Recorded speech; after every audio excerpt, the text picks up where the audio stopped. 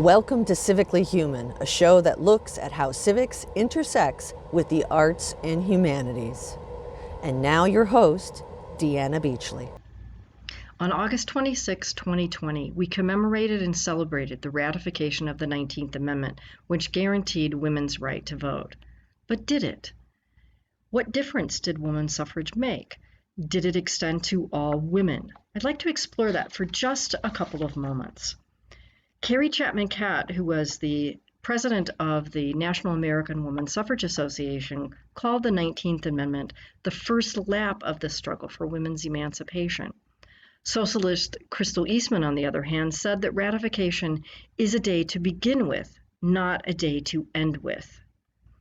This did mark the single largest enfranchisement of a group of voters in U.S. history.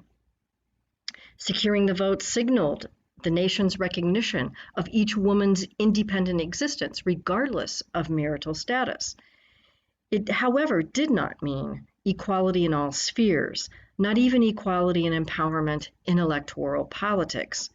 But without the vote, all other women's aspirations would have been much harder to achieve.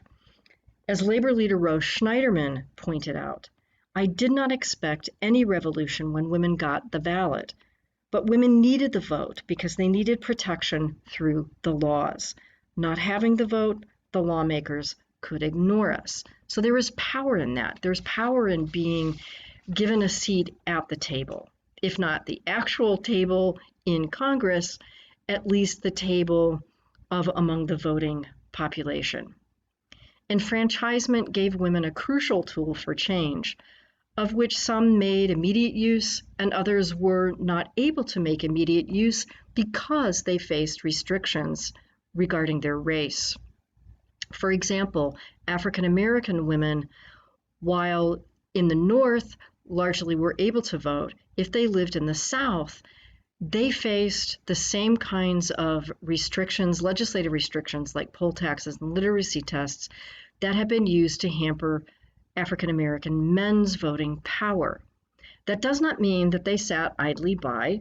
It meant that they had to spend a number of years in order to achieve the vote, and a number of activities and actions and continued kind of actions fighting this until finally in 1965 the Voting Rights Act was passed. For Native American women, they were not, in 1920, many of them were not considered U.S. citizens. So even with the passage of the 1924 Indian Citizenship Act, Native American women often faced certain types of restrictions in their states as well. And that was a continual kind of fight also. And it takes, a number of years for these kinds of barriers to be removed. And in some cases, there are still barriers being placed on Native Americans. If we look at the Latinx community, we can also see legislative restrictions and other kinds of problems created barriers that prevented them from exercising the legislative franchise.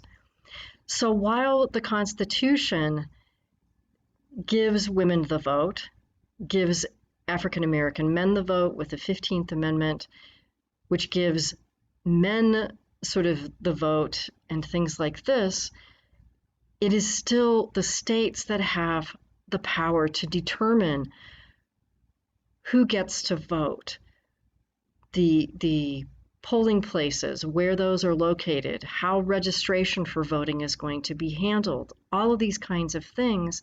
And that is something that we are continuing to see as placing certain amounts of barriers to prevent people from actually having the elective franchise.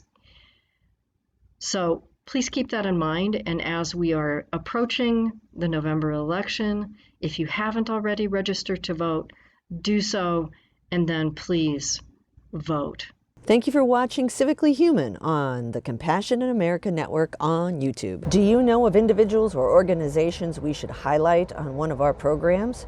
Please email us at compassamerica76@gmail.com. Thank you.